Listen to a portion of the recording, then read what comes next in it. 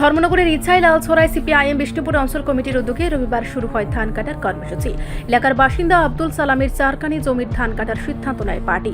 সকাল থেকে 2 কানি ধান কাটা সম্পন্ন হয়, বাকি 2 কানি সোমবার কাটা হবে বলে জানিয়েছেন সিপিআইএম বিষ্ণুপুর অঞ্চল কমিটির সম্পাদক প্রদ্যুৎ শর্মা। আমরা সবসময় তো যৌথভাবে কাজ করি।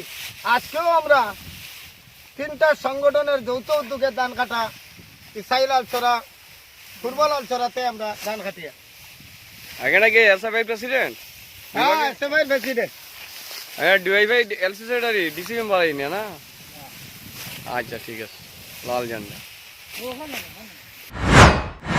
এই কর্মসূচিতে উপস্থিত ছিলেন অঞ্চল সম্পাদক প্রদ্যুৎ শর্মা, আব্দুল বশর, বদরুল ইসলাম সহ এলাকার নেতা ও কর্মীরা। ধান কাটার মাধ্যমে কৃষকদের মধ্যে একতা ও সহযোগিতার বার্তা ছড়িয়ে পড়েছে। সিপিআইএম পার্টির এই উদ্যোগ কৃষিক্ষেত্রে সমষ্টিগত প্রচেষ্টার প্রতীক হিসেবে দেখা যাচ্ছে। এদিনের কর্মসূচি কৃষকদের মধ্যে সংহতি ও আত্মনির্ভরতার বার্তা বহন করেছে। রিপোর্ট সংবাদ প্রতীক্ষা।